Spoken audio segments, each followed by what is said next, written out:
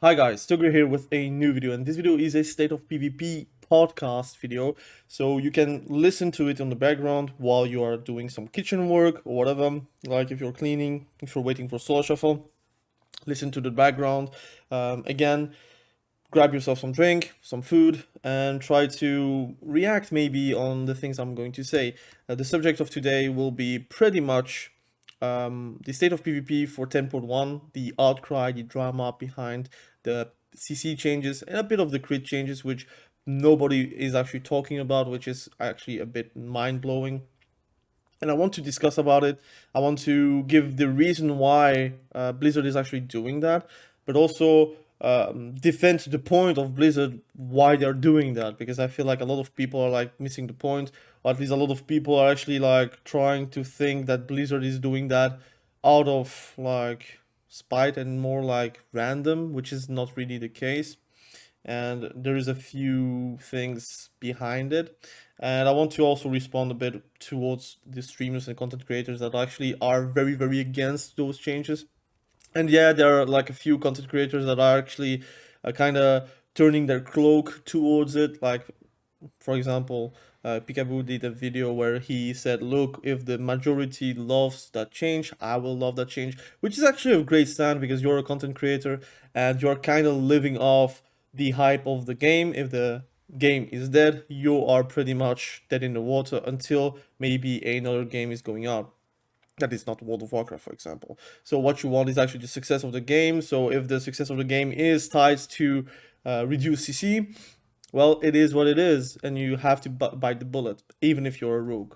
But like I saw the whole video with Snuts and Veruki, which is something that I was really mind numbing, I would say, while I was listening.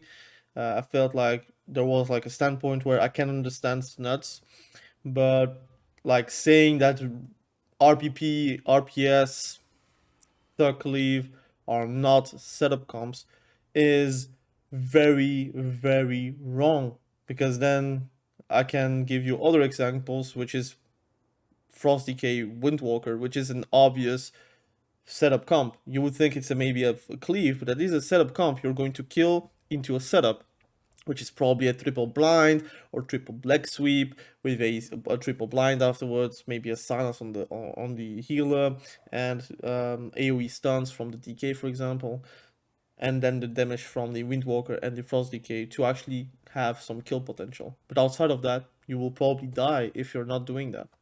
It's not like something you can press W and win games, because that's not going to happen with a Windwalker. It's also not going to happen with a Frost Decay. And the same for Tuck Leaf. If you're not doing CC as a Tuck Leaf, you are actually just going to die pretty easily and pretty fast. And the argument behind Snuts, his statement that Tuck Leaf or RPS or RPP, whatever, like with a paladin or with a shaman, it's kind of the same. You still go for CC. They are not setup comps because it is instant costs, and then gives the example of God Comp, which is also a lot of instant costs, which is basically the Shadow Priest actually setuping for a kill. If you're not doing a stun, silence, fear, or fear, silence, stun, or whatever combination you can do as a Shadow Priest towards the healer, you are going to have a bit of a difficult time to actually kill someone. It's not like a Wizard Cleave like Frost Mage, Destruction Warlock, where sometimes just being free and cast in open is enough to win games. It is really a setup comp. But it's the same as Tuck Leave, the same as RPP, and the same as RPS. Basically, you're going to rely on the Shadow Priest or the ice, like the freezing trap from a hunter, or a stun into a freezing trap, whatever combination you have with those three like comps is going to make you win the game. It's not like pure damage. And yes, sometimes you can kill because of pure damage, but let me remind you why it is the case. It is because you probably trinketed the trap, or you probably trinketed something from the setup, and you expanded a big CD to try to catch up with the damage that was done while you were CC'd. And sometimes you can react super fast and you know what you will have to CC. You still have trinket. The next setup is going to come in 30 seconds with a kidney shot, and you're dead, or your allies are dead.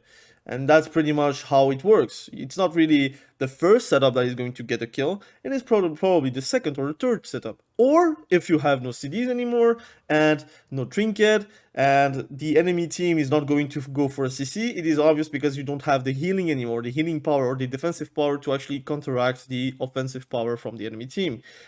But what happens before is the setup to get towards that point. It's not like a Retribution Paladin and Arms Warrior, which is a combo I play. It's not like something I'm never playing. It's press W and you win. And yes, you can win because of a setup, like for example, Hajj on the healer and a Stormbolt on the main DPS, or vice versa, or a blind or whatever.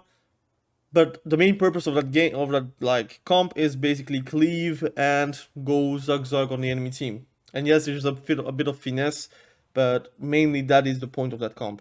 It's not like you can like zug with a third cleave, because that's not going to work. You're going to either die as a survival hunter, or you're going to die as a subtlety rogue or assassination rogue, or even an outlaw rogue if you're playing with outlaw, which I would not recommend with current state. So whenever Snut says it is not a setup comp because it's instant, my mind is like robotic. It's like doing kind of noises, because for me it's like, dude, you're a pro player. How can you even say those things? And it is not because you're a pro player or a rank 1 player or whatever that you can just say anything about the game and be correct, because that's not true. You can be mechanically very strong. You can have a very profound knowledge about your class. You know your keybinds perfectly, for example. You know how to CC correctly, or you know how to do damage or anything really. But calling a comp not a setup comp is just factually not right. And if the reason for you is to say that it is instant costs, and that's why it is not in setup comp, well, what is it then? Is it a cleave? Is it a dampening comp? Because there's only like 3 sort of comps. You have either like a cleave burst comp, where basically it's press W. You have a dampening comp, where you basically try to survive until dampening, and eventually with a well-placed CC or with the damage that you have, you can basically win games. Like for example, affliction warlock with a shadow priest. Like for example, shadow play. While shadow play, you can also play it like a setup comp. It really depends on the meta. If the meta is fast paced and your damage is fast paced, you can be called as a setup comp. If the meta is very slow paced for you, like for example affliction warlock right now, it is mostly a dampening comp. And you have the setup comps, which is everyone knows: RMP, RPS, RPP, Thug Cleave. I would even say Cupid, although Cupid is in between the cleave and the setup, but there is a few things that can cross over. It's not like something can only be setup or something can only be like pure cleave, because like Ebola, for example, which is I think feral druid with an unholy DK, if I'm not mistaken, that is a cleave, but it has also some CC behind it, some setups. You can basically win because of a good setup while you're doing damage. The damage is still there, you will cleave them, you will do damage, but whenever you're doing the CC, that's a portion where they're going to be in duress and they're going to die. That's basically the comp. Or PHDK, so basically Pala or priest with a hunter and an unholy DK, for example. That comp has CC with freezing trap. That's a sort of a setup, because again, every time you're going to do a freezing trap, they're going to be in huge duress, and you're going to basically do a pet stun into a freezing trap. It is unavoidable. And outside of that, you can do basically a strangulate or whatever like setup you can do as an unholy DK. That is a cleave comp, because again, the amount of damage you're going to do as a BM hunter with an unholy DK could be seen as cleave, but it has some crossover with setup. It's not like a dampening comp. It is basically you're going to win at one point in the game, they have to respond to it or kill you, because you will win whenever there is no trinkets or no CDs. So I find it very weird how some people can like again turn the things into their own agenda, and I know that he has not really an agenda where he has something to gain by saying that it is not a setup comp and that CC is useless, pretty much, because that's what he says. He says that CC is powerful but there is no reason to do it, and I'm going to say why there is no reason to do it. The damage is so high that as an assassination rogue you can miss everything. You can basically blind the on the like a DR blind, basically, so a 3-second blind, and still win the game because of a kidney shot, smoke bomb, or a kidney shot with a death mark whenever they don't have CDs. What do you want me to say? It's about the CC, but some classes and some specs are overtuned. Or for example, Frost Mage, they don't really go for polymorph because they have AoE on a lot of abilities.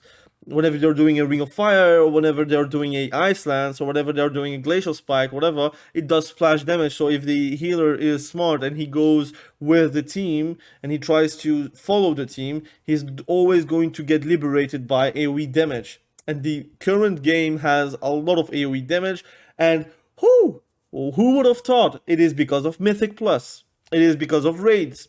It is because of those PvE game modes where basically AoE is everything. Single target is cool versus bosses, but if you're very bad in AoE situations, you are actually very bad in Mythic. That's pretty much it. And I'm not a PvE player, so maybe I'm wrong about that, but that's why they're putting AoE on basically every single class, every single spec, and that it is actually possible to do AoE damage. And yes, sometimes you can just spec it out. So for example, arcane mages don't really need to do AoE damage, so they can spec it out, but they have an AoE option. And that's the same for paladins, that's the same for hunters, that's the same for every single spec and class. And who would have thought Frost Mage, their single target, like best single target possible build, is also a AoE build.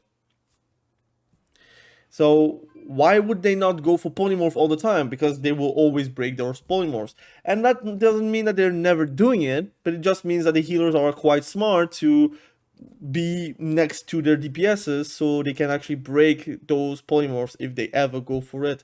But if the healer is standing behind a pillar and you want to expand a polymorph on them, it's actually possible, and they're actually doing it. And then you're going to say, well, arcane mages and affliction warlock, we are not fearing, we are not polymorphing.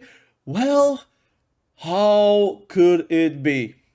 Because affliction warlock is basically a mono school spell, mono school caster, which has only shadow spell and the odd soul rot, which is not going something to be used whenever you are getting kicked, because you need to follow up, or else it will just get dispelled.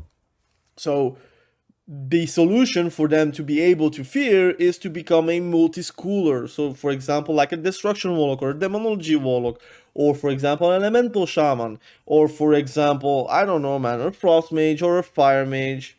Those are the multi-schoolers where they could CC and get kicked, and it would not be a drama. Or they could not get kicked because they don't want to actually get blasted by a chaos bolt.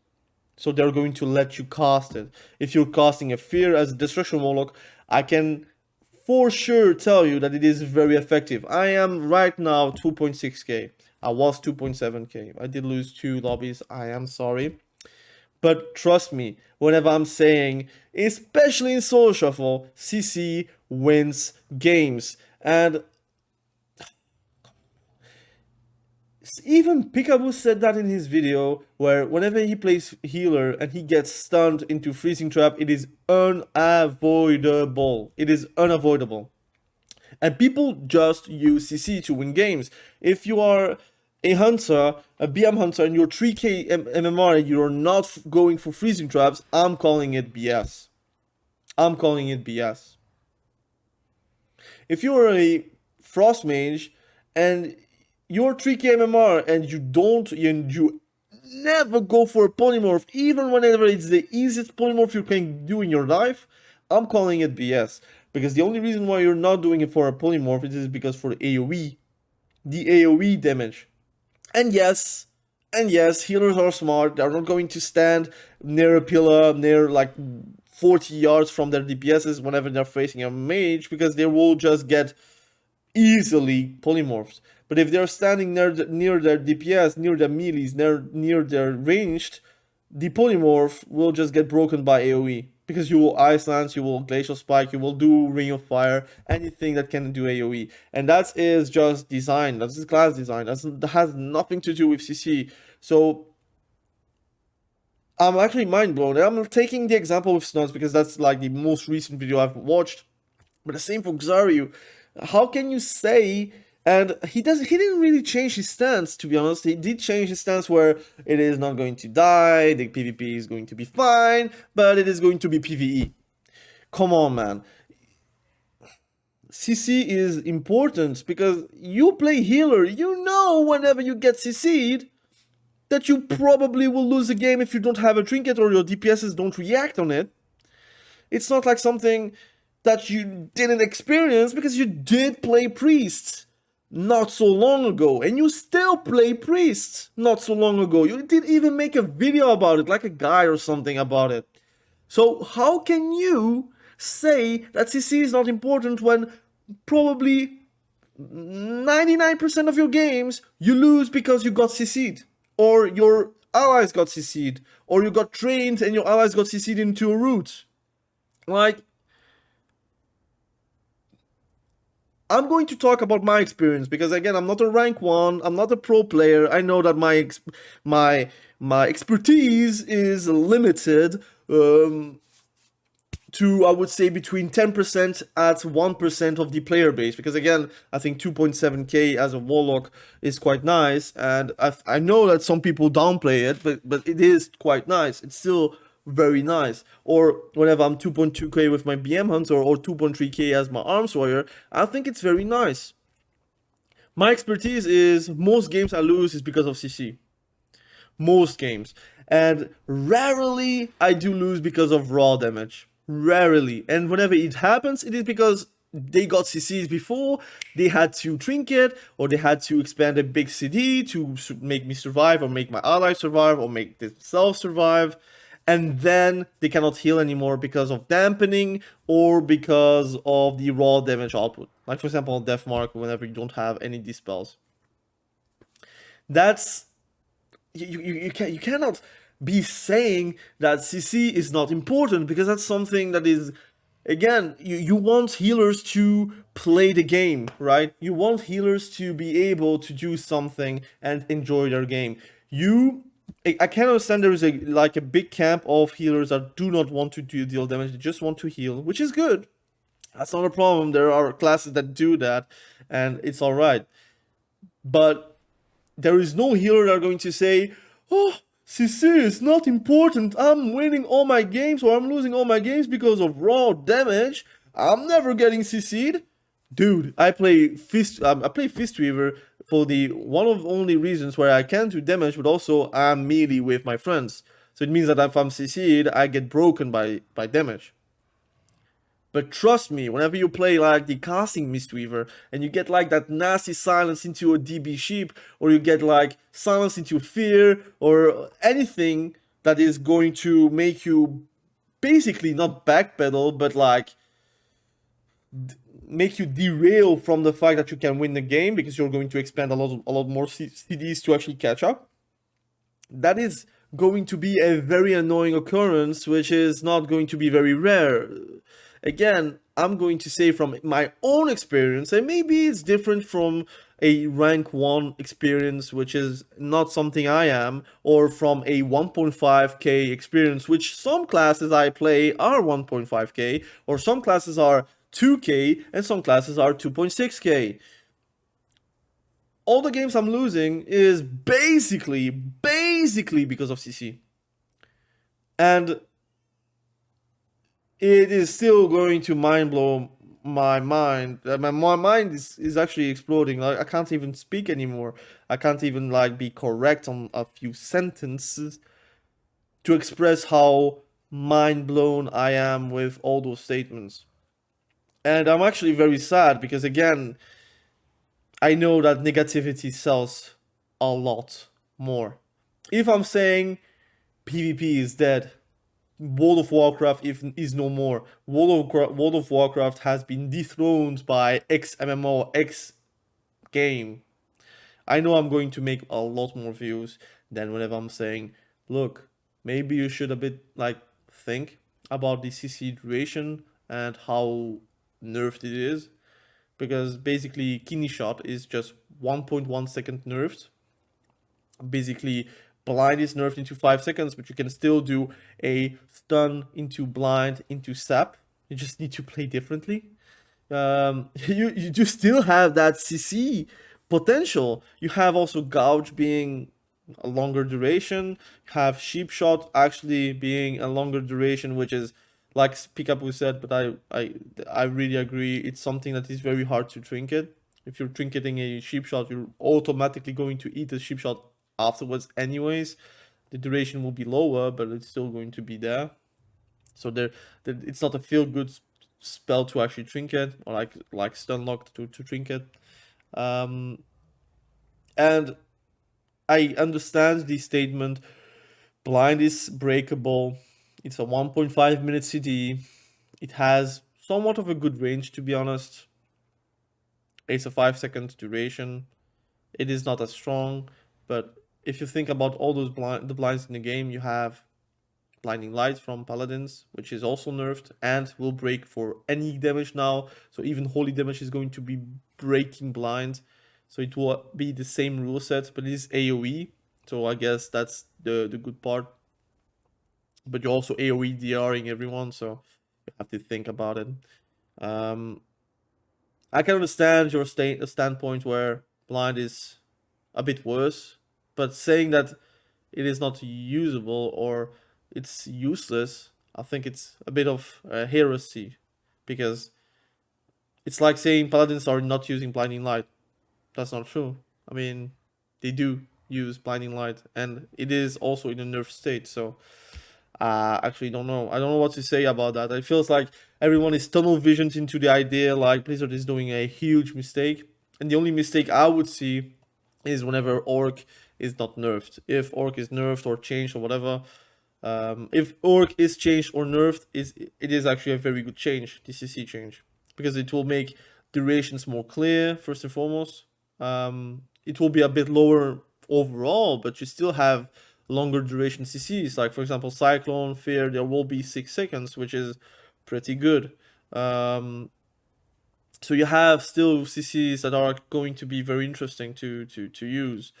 I think it's an overall win, but people should like watch a bit further than their nose and actually understand what is going on with the game and what is actually needed for the game to improve, because people won't change, but whenever they do, it seems like the OCD is hitting everyone, and they actually do not want change. They want the state of PvP to be how it is right now, which is not very bad. I think that Dragonflight is a very good expansion, and even if they didn't change the CC, and they would still have the 15% CC reduction from the trinket set, but also from the crafted set. I think it would be the same. It would be quite alright. I think the crit change is something that people would talk about, but they are not. The crit change is something that is going to help slow the game. And there's a few specs, especially a lot of specs actually, that they scale a lot with crit. And by those nerfs, you are actually telling those specs F you. So for example, Arms Warrior, they build crit right now. They will be a bit sad because of those changes. Elemental Shaman, Lava Burst, basically critting all the time, so you will get a 20% nerf on that. Chaos Bolt on Destruction Warlock, it's a huge 20% nerf. I mean, people need to see a bit the broader changes and see what they are going on. And whenever Snut says, look, Castle CC was the best form into BFA, is a bit laughable, because everyone was actually hating BFA. Everyone was hating Shadowlands at one point because of outlaw rogues. But now that you have Dragonflight, where CC is a bit nerfed, because again, the damage is so high, sometimes you do not CC, sometimes. and you have a lot of AoE, so CC is getting broken, but I can guarantee healers are getting CC'd. I think people just do not realize it. And yes, healers are some kind of like counterplay. You have bubble as a paladin. You can pre-sacrifice as a paladin. You can basically let's say shadow word death as a priest. You can grounding totem as a resto shaman. You have tools, but you still lose because of CC. It's that's not never going to change. And even with those changes, it is not going to change. The things that are maybe not looked upon is the interrupt changes. The interrupt nerfs, like the kick getting nerfed by for rogue, which is pretty substantial. But again, people want casters to cast. People say, how come someone can perma Icelands and do top damage of the BG or top damage of the arena? Well, if they actually casted Frostbolt, they would just get interrupted, mini CC, a micro CC, excuse me, they would be CC'd again, they would then get a kick again by their second DPS, and then they're going to cast another spell, they're going to get kicked by the healer now, because the healers have interrupts. Even in Temple 1, priest will like healers, like disc priest will have thoughtful, like thoughtfulness or something like that, the PvP talent, which basically can interrupt a cast and steal that cast. Guys, I mean, at that point you just need to have a bit of logic, and I know it's a bit of a rant video, and I think, again, I don't know what title I will give to it, but I think in general people need to think and start thinking about what they are saying, especially on a huge platform like YouTube or also Reddit, and just think quickly what is wrong with PvP. Well, healers are pretty much not enjoying the game. There's a few healers where they do enjoy the game, but because they like the fast pace or they're playing the good specs. But most healers are not really enjoying the game, or at least they don't enjoy the fact that they cannot do anything else than heal, and whenever they're going for a cyclone, like for example resto druids, they get set back if it doesn't work. It's a high risk, high reward kind of move, but sometimes it is like low reward but high risk. That's the main issue for healers. I would say for DPS, I think the main issue is the queues for solo shuffle are very long. And how come? Well, not enough healers. But how can you have healers actually play the game? Well, by making the life of a healer a bit easier. Or do anything to actually improve healers in PvP, so can people actually play healers. There's a few suggestions outside of arenas where you could maybe enhance the healer experience, but that's maybe for another video, another topic. But I wanted to discuss about those negative comments, and I think personally that the changes currently, as stated, are actually not that bad. It's also not like that fantastic. I think it's not like, woo, I'm going to jump on the roof and it's going to be perfect kind of thing. But it's more like, look, they're trying to change something. I see what they're going for because they did write it on the blue post, but people again glossed over. They want to improve the healer experience and get more healers into arenas, into solo shuffle, into RBGs, into everything. And the dampening is going to stay. So what do you want to still change something but still have the fast-paced meta, basically having games close out sooner instead of later? That is by removing or this like reduce the duration of the CC, and it's either that or they remove straight CC from the game. So it means like DB should not be for Frost Mage, or DB should not be for Arcane Mage. That means also for DK you have to choose between Strangulate and Asphyxiate, for example. Or for Warriors you should like, again, Warriors they don't have a lot of CC, but there's something, they could remove something. Or DHs should not have like 2 stuns and a banish and a kick and all those things, right? And a retribution paladin should not have blind and short stun and an interrupt, for example. Like, you have too many CCs right now in the game to actually keep it as is, But if you still want to have those CCs, you do then have to reduce a bit of the CC across the board. And that's the main issue. People do not want change, but they do want change. And I think right now the only thing that everyone is probably thinking is, are they going to nerf orc? Because if they're not doing it, all of this makes no sense. But if they are actually nerfing orc and they put like they slap a 5% damage reduction, or they're slapping like something else than that 20% or 15% reduced stun, then it would be probably for the better if they actually change it and make it in line with all those things that they actually go for. If they're not doing it, then too bad. It is what it is. We're going to then riot with everyone, but I think everyone will riot at that point. But right now, I think everything is going to go all right. I think I also discussed about everything I had to discuss. I would like to again. Again, I want to say it because I think I do clink like a hater. I clink. That's Dutch. Um, I do feel like I'm a hater whenever I'm saying all those things towards my fellow content creators and streamers, which is not really what I want to do. I love Snuts, Peekaboo, Xariu. I watch content every single day from them, man. Like they are a huge inspiration. But whenever they are like, whenever people like, not even them, like whenever people are negative for XYZ, because again it sells better than positivity, it kind of makes me sick, I would say. And I know it's the meta. I know that when someone says that something is bad or something is nerfed or something, anything negative is going to sell better than positivity. Because positivity, people do not find it interesting, or they don't find it really thrilling.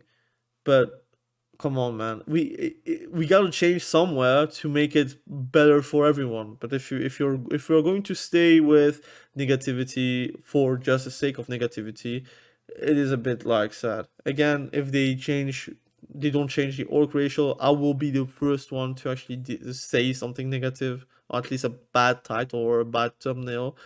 But come on, man, we gotta be better. And by being better, it means trying to think about how to improve the game and not trying to go back to the state of the game, because the state of the game, let's be honest, it is only declining and not going up. That's the only problem I see. That's the main problem I have, because again, I am also a World of Warcraft creator. I don't really have another game to make content on, because I play a lot of games, but I know a lot less on those games, or my following, like my viewership, my subscribers, my everything, they follow World of Warcraft. They're not following League of Legends or Dota or Valorant or CSGO or whatever. They're following World of Warcraft. So we all want the same goal, which is a better game. But for that, you need change. If you don't change, you will always have the same results. That is pretty much it. If you want different results, you have to change something, because you will always have the same results with the same state of mind, state of everything, state of the game. So I think, again, with change, you will evolve in good or in bad, but at least it will evolve. And then from there, we can then build upon and do better and better and better. It has been a 34 minutes video already. I want to close out this podcast pretty much. I know that it was a very long video. I know that probably most of the guys are not going to watch the whole video. But again, I want to get it out of my chest. I know that my views are not going to be impressive on this video, because again, I'm like someone that is going to be rather positive than negative, and people are kind of bored of positivity. That's pretty much it. And it's also very predictable. What I'm saying is pretty much X, and I'm like saying multiple times X. It's not like I'm going to X, Y, Z, and then go back to X and then Y, Z, for example. It's like, it's not really super interesting, but I cannot like be more precise on what I want to say if I'm not consistent with what I'm saying. So again, big thank you to everyone, to my viewers, my subscribers. I want to also shout out my members, which are very quickly Will Baker, Daniel D'Acorso, Talestro, Rolf, Milan Pellissier, Adam E, and Jerry VR, and also a lot of our donators, which are Will Baker, Great Fox, and we have also Jurple Drank, Savo Golubov, and of course, all the viewers and subscribers are actually watching the videos. Again, big thank you to you all guys. If you want to comment below what you think about the video, about what I said, about what people said about 10.1, again, I'm here to debate with positivity, so please keep on the positivity. If you are, like, again, stating a few negative things, which is open, you have freedom of speech, but try to maybe think into a positive way. If you have something negative to say, give some positive turn to it by giving an arguments to change it into a positive thing, instead of just saying it's bad, it's bad. For example, you just also to say, you can also say it's bad, we can do, for example, this. That's constructive. It's something that is going to lead into something positive, maybe. But if you're saying that it is bad, or it is bollocks or whatever, it's not enough. Like, it's not advancing the conversation at all. It's only like contradicting something that is there, but you have no other solution to it, and it's too easy. I would say it's too easy. But anyways, thank you for watching this video. I really appreciate you. Be sure to subscribe to the channel if you haven't done it yet. We will catch each other very soon in the next video. Have a great day. Bye.